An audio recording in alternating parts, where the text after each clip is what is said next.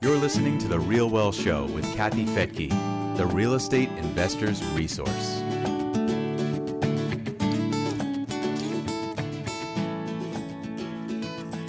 Today we have another Real Well couple story on The Real Well Show, and I've got my couple with me here. Hello, Rich Fettke. Good to be here. I'm so excited for this interview. We are going to be interviewing Allie and Josh, the FI couple. Great. We'll find out what that means. Yeah, we'll find out what that means. So, Allie and Josh, welcome to The Real Well Show. Thank you so much. We're so excited to be here today. Yeah, we're big fans of the both of you, so it's an honor to be here. Yeah, thank you. So, likewise. So, what is the FI couple mean? Great question. So the FI couple stands for financial independence. And when we started the FI couple in 2020, we were anything but financially independent, but we were on the journey towards it. And that's kind of the message and meaning behind everything that we do. Yeah, so for us, financial independence was something that we believed we could achieve. We started the journey a little over 6 years ago. And then we kind of got like halfway FI, if you will, in 2020, and the world shut down. And one day, Allie woke up and said, you know what? I think our story is kind of interesting. Maybe people could learn from us. I thought it was a terrible idea because our background isn't social media. But we started just sharing real estate and personal finance tips online. And then suddenly a lot of people were interested.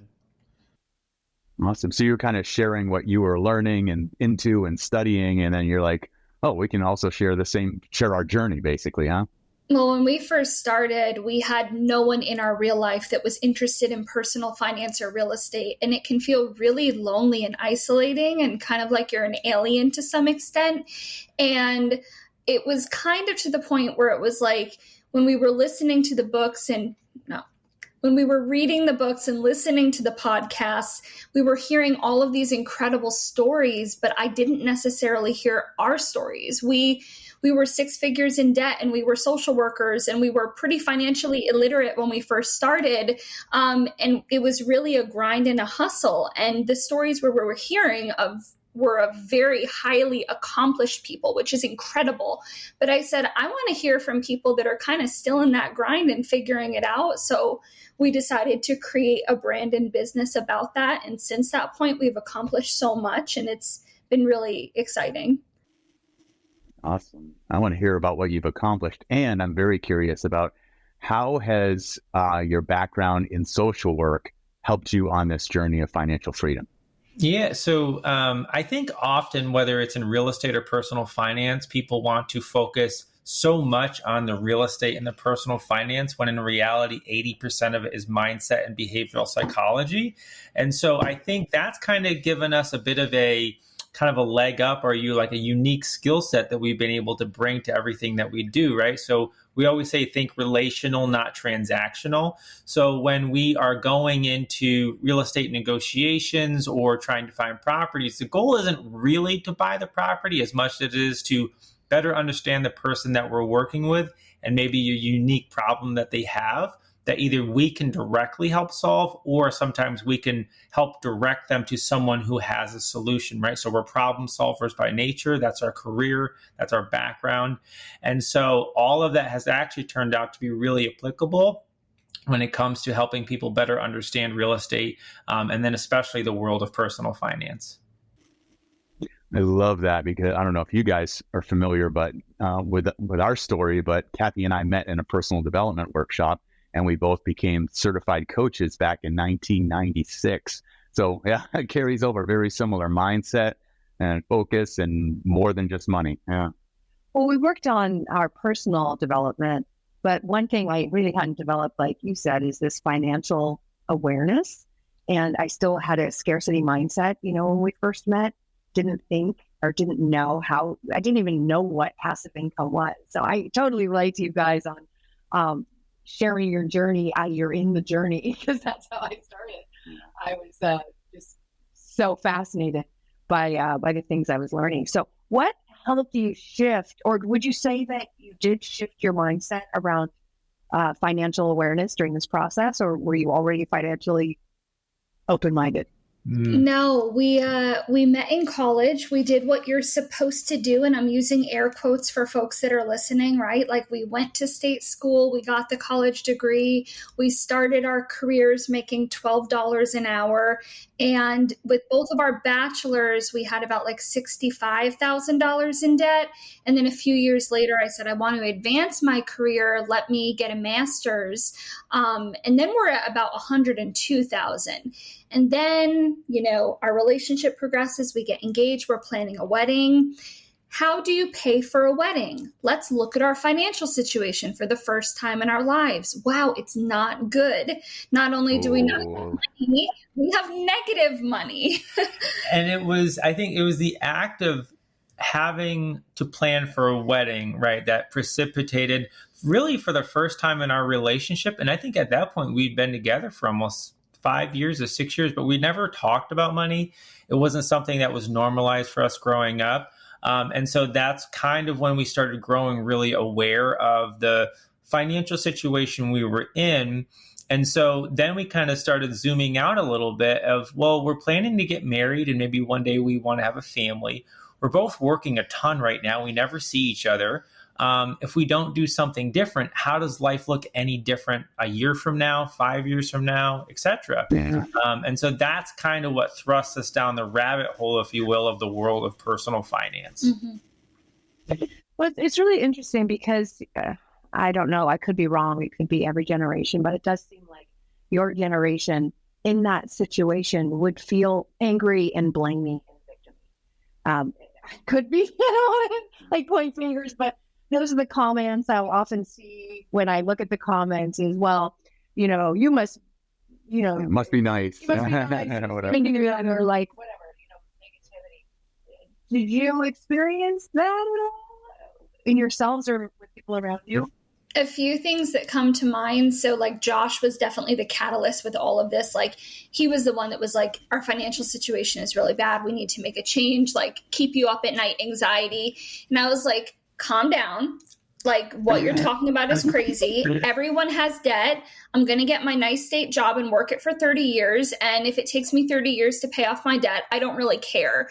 I was so like head in the sand. It doesn't matter because I thought that's what everyone did. And that's what life looked like. And I didn't even imagine that there could be an alternate reality for what life experience could be like. So I'd say that was like the first obstacle and hurdle. And in terms of blaming or feeling upset about our situation, we were really good at feeling really sorry for ourselves. Yep. And throughout this journey, even when we started getting momentum, the whole time it's like, damn, I wish we had an easy button. I wish there was a button that I could push. I wish I had a really rich relative somewhere that could make this better for me. And repeatedly, the message was just like, no one's coming to save us. Yep. No one's going to fix our situation. We cannot rely on anyone else. And I think that mindset is like coming into your own as an adult. At this time, we're in our late 20s. And it's like, mom and dad aren't saving us. The government's not saving us. No one's saving us. So we have to figure it out. And the only way to get through it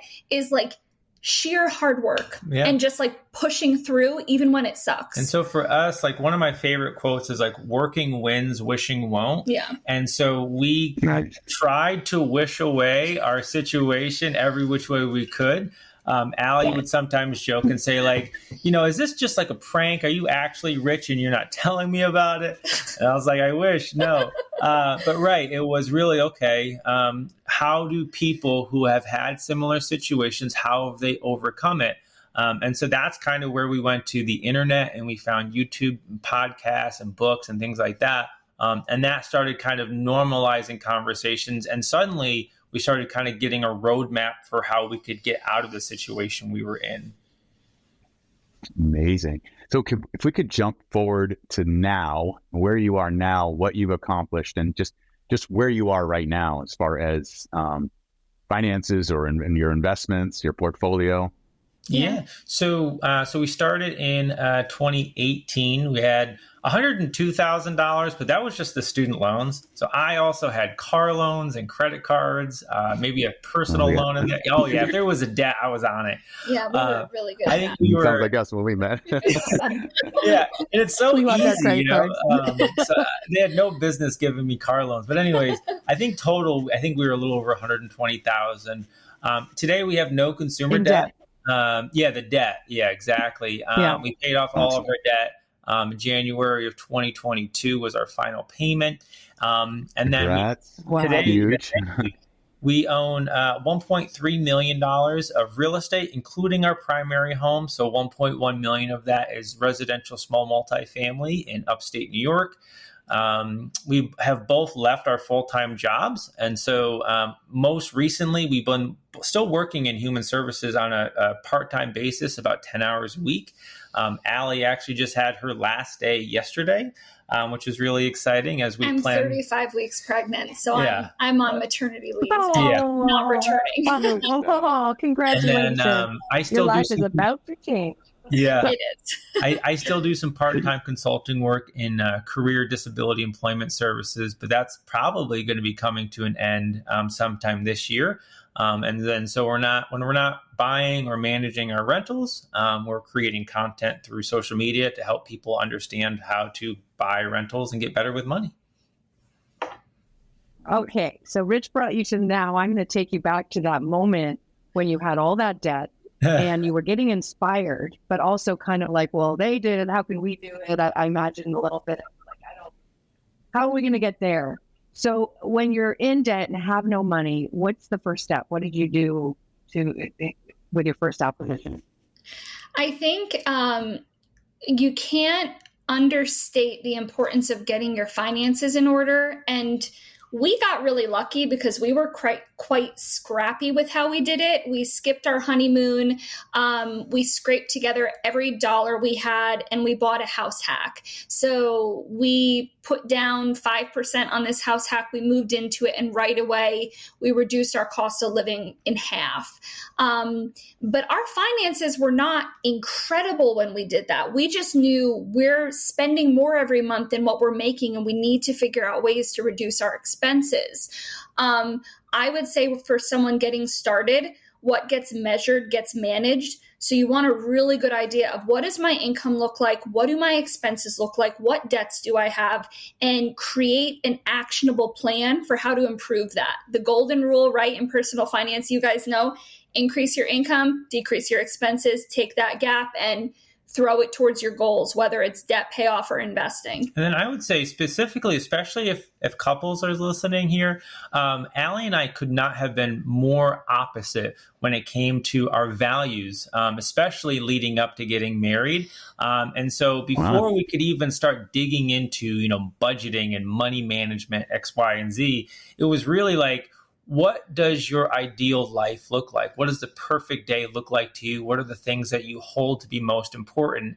And we were worlds apart at that point. And so beyond just like money management and financial independence, we knew that if we were going to have a healthy, thriving marriage, we had to get way more aligned with that if any of this was going to work. And so we spent a lot of time and energy having those communications, having those conversations so that we could be more aligned.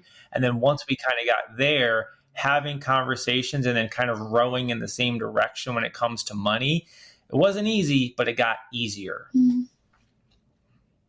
I'm just curious, just an example, like you said your values were different. Can you give us an example of like what values or what was different? For sure. I like vividly remember this conversation because I think I was having like an existential crisis. We had talked about like our top 3 values, and my number 1 was like time with the people that I love, and then like health and travel. And Josh's number 1 was career. And at the time he was a manager at a non-for-profit and he was working insane hours all the time. It was a point of conflict in our relationship. And I remember thinking, do I want to marry someone that prioritizes their career over our family and relationship? Because I know for me, what I care about most is time with family.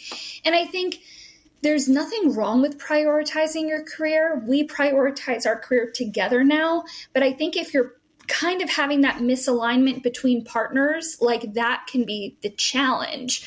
Luckily for us, fate intervened and Josh got fired from that job.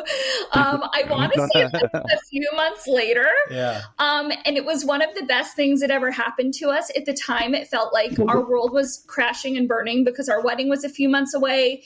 How are we going to survive? But leaving that job gave Josh the perspective of, hey, this job that I thought was going to be for my forever place of employment, I got a garbage bag on a Friday afternoon and I had to clear my desk really quick. And it kind of put the priority back to like, what's important for me and what do I value? And what did that look like for you then? Very, very quickly. And up until that point, like I said, Allie and I hadn't really spent a whole lot of time actually together, especially when she was in her master's and we were working different careers. And then all of a sudden I had nothing but time. And so we had gotten rid of I had crashed one of our cars, I should say. It was a good month. Yeah. And then suddenly now I'm driving Allie to work and picking her up from work every day. And every morning for that extra 30 minutes, we would just talk.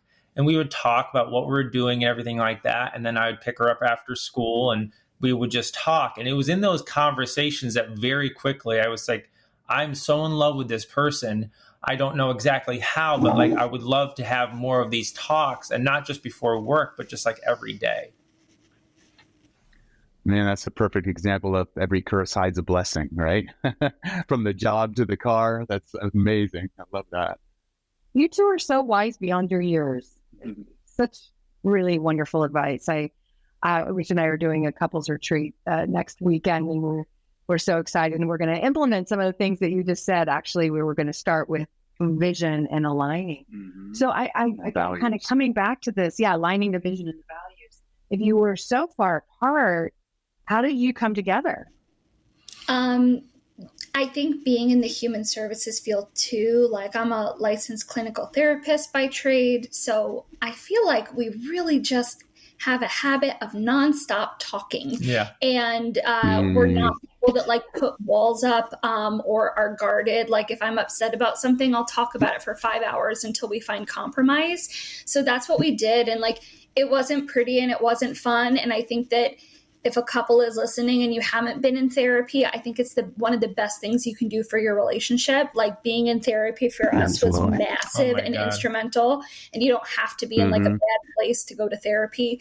But I think just that constant communication of working, like, what do we want our lives to look like? What's working in our relationship and what do we need to improve? Because so often when we think of relationships, it's love, it's romance, it's lust, it's whatever you want to say, but it's a business relationship and you're merging people that had two very different upbringings. And now we're trying to form a life together and it's bumpy and it's not easy. And I don't always agree with you. So simply put, a ton of communication. Yeah. That's huge. Yeah. I mean, we have a session today with our relationship coach. We've been married 26 years and we still once a month meet with our relationship coach just to facilitate the conversation, make sure everything's being said. Yeah. I think the term therapy is where what throws people off. It's really not unusual at all for a very high-powered business person to have a coach or a consultant. But somehow, like you said, your marriage is a business. You're merging your finances and you're running those finances together. And if somebody's not on the same page, I've seen it a lot. Somebody I know very well who opened up a credit card without their spouse knowing and put hundreds of thousands of dollars on it. So that when they went to buy a house, they couldn't. That's an example of not in alignment, right? Not communicating. So to just take away the word therapy. Just know that if you want to get better at anything, it's great to have a coach. Yeah, because a lot of times therapy, brings up healing, right? So a lot of times it's like you're good and you just want to keep it good. So it's more of a tune-up, really. Yeah. Yeah. And I'll tell you too. So this was, we got into like kind of like premarital counseling, if you will. And that was transformative for us. And it was so life-changing that now we're expecting our first child here in a few weeks, and about In, like, maybe December or so, we said, well, if the last time we went through a big transition, a counselor, a coach, a therapist really helped guide us, improve our communication so we could have a more successful outcome, why don't we do it again? And so we found an amazing person who we actually meet with now every other Friday. It's like the best part of the week. Like, I love it. Absolutely transformative. I love it. Yeah. Wow. For parenting? Just life and communication. Just like preparing for the transition of parenthood. Like, I mean, at this point in our life, Josh and I have designed a life which I imagine is very similar to yours. Like, we're together like 24/7. We run multiple businesses. We have the Phi Couple, we have our real estate business, and now we're embarking on our newest business venture, raising a human and making sure she turns out okay. And I think that it's just, streamlining communication and getting systems in place, and it's been really incredible. Because I think a lot of times when you develop a framework, if you will, and that framework, once you own it and you develop it and you live it, you can start applying that to pretty much all facets of your life.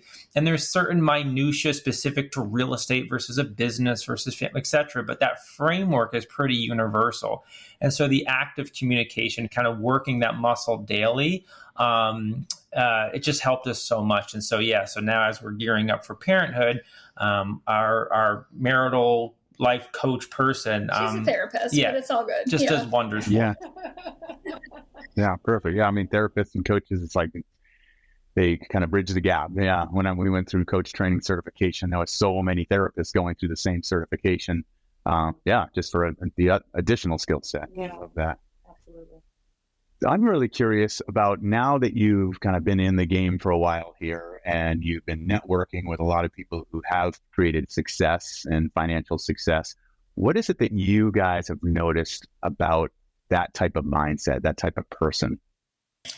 The first thing that comes to mind, and I know Josh will add on more to this, but I think that when we were in a position of living paycheck to paycheck and struggling in our career and not making a ton of income, I looked at people that were 5 steps, 10 steps, 100 steps ahead of me, that were what I defined as successful. And it was like, wow, they have the secret sauce. Like, I can't do that. What are they doing? They're so smart. They're so talented. They have resources that I don't. But then we did this thing called networking, and we started connecting with people that were way smarter and way more successful than us, and getting comfortable with being the dumbest person in the room, essentially, and realizing these people are not necessarily smarter than me. They don't know any magic secret. They're just staying consistent and implementing, and they have their goals and they keep pushing towards it, even in the face of fear or insecurity or doubt. So I think my biggest takeaway with surrounding ourselves with high achieving people is that anyone can be a high achieving person. It just takes the right mindset and commitment to whatever it is that you're working towards. I think it's incredible focus. I think it was like Steve Jobs had a quote: is innovation is saying yes to one thing and no to 1,000 things. And so the people that we see, that we learn from, they are incredibly focused. And on the outside looking in, you could see a dozen things that those people could do that clearly they would do very, very well with, but it's not in their circle of competence. And they are so relentless with the thing that's in front of them. And then also a lot of them that we connect with and that we learn from, right? So much of it is having an abundance mindset. And it's also not asking, how can I have, more so how can I get, right? The famous quote, it's like, you can have anything in life if you're willing to help enough people. And so 9 times out of 10, the people that we learn from and we look up to the most, the reason that they've accomplished what they've accomplished is because they've helped 10 times as many people accomplish more. And so that's kind of what our goal is now. I love that. It's like, something I say to myself often is, discipline in the short term brings success in the long term. So it fits in exactly what you guys are talking about. Staying consistent. Yeah. Our friend David Green has a quote like, eat your cereal before the marshmallows. And that has been like the story of our life since we started this journey. It's like making the short-term sacrifice and being uncomfortable and being okay with that because we understand the bigger picture and we know what we need to do to get there. And I remember, and now it sounds like I'm a genius or something like that, but like 5 years ago when we really started this journey, I was like, it's like, if we can live very, very different for the next 5 years and really focus, maybe we could live different for the next 50 years and beyond. And it sounded nice back then, but here we are, and it's literally been like 5 years. And Allie's grandfather always talks about like plan your work your plan, and just plan your work. And that's been like, we've said that like 1 trillion times over the last 5 years. And here we are after 5 years of hard work and focus. And it's like, we have a chance, for the next 50 years or however long we have, to live very different than we otherwise would have if we hadn't started. Yeah. What do you see in 20 years? What is the vision? Oh boy. That's when it gets crazy. It's a big one. Yeah. We were talking to someone the other day and they're like, where's like the craziest place you'd want to travel, or like a $25,000 splurge vacation? And we've lived so long in like frugal, disciplined, all of that. My brain hasn't like engineered to that phase of life yet. And we're intentionally increasing our lifestyle for the first time. We've been living on so little and now we're like 3Xing it, but intentionally. So when I think like 20 years from now, man, it's like, I'd like to continue to have our businesses not be reliant on W-2s and just time doing what we want. I think we'll never stop being entrepreneurs, but just finding the next rendition of that, I know for me too. So like, not to go deep dive into it, but like I grew up in just severe abuse, severe poverty, foster care, things like that. And so the expression, like it takes a village to raise a child. Like I was very blessed to have a village of people that gained nothing from taking me under their collective wings, but they helped raise me to be who I am today. And so through the Phi Couple and social media and the work that we do, we also have a mentorship program where we help hundreds of people. I like to think that 20 years from now, maybe, who knows, maybe we will have helped hundreds of thousands of people gain not just financial independence, right, but also just better character, better quality of life, better awareness about themselves and the relationship with money. If we can lead to better conversations, especially amongst couples, right? I think that the rates around divorce in the United States, especially when it brings in money, are so incredibly high. And if we can play any part in that and help people live a better, higher quality of life, then like that's a huge win. That's really powerful. Well, I want to acknowledge you guys because one thing I've noticed through this whole interview is zero victim, 100% responsibility. It's refreshing. It's very refreshing. Yeah. I swear, after an interview like this, I just feel like I have complete faith in the future. I think a lot of it, right, it comes down to perspective. I mean, we both come from families where, I mean, like Allie's grandfather was an entrepreneur during the 50s, I think. So like we're very fortunate. We have the internet. We can learn so much. Actually, Allie's grandpa, I remember he ran like a mechanic shop and he wrote like what we would call today like an ebook. He wrote a little pamphlet on like how to change your oil, and he was trying to sell it for like 5 cents. And like now in today's day and age, like we made a digital ebook online and we're selling it. And it's just it's funny to see. It's cute. But I think that definitely I don't want to understate it. I think that people that meet us now, it's like, wow, look what you've accomplished. This is exciting. And I always have like the asterisk of like, yes, but I want you to know where we started, because I think that's always so important with everyone's story.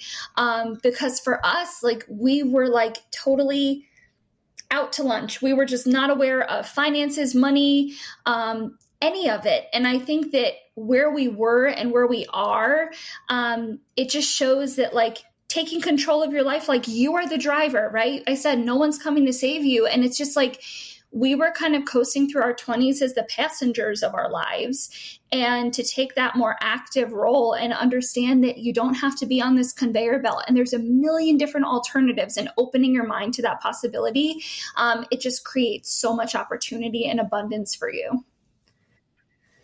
And there's no magic pill. There's no magic pill. A lot of people want that with weight loss or, to win the lottery.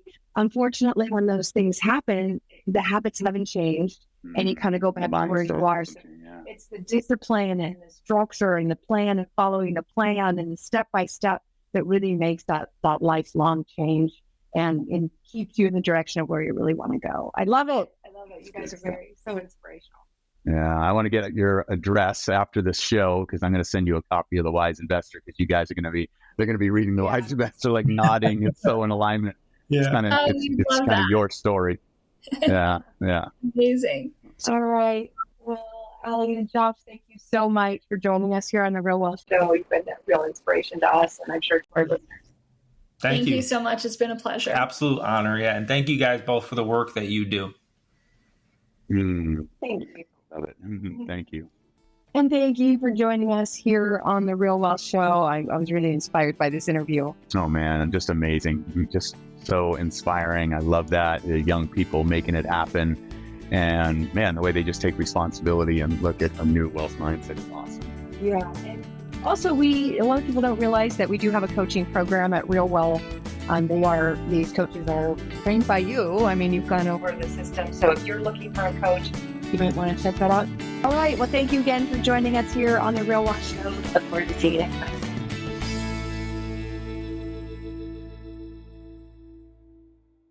The views and opinions expressed in this podcast are provided for informational purposes only and should not be construed as an offer to buy or sell any securities or to make or consider any investment or course of action. For more information, go to realwealthshow.com.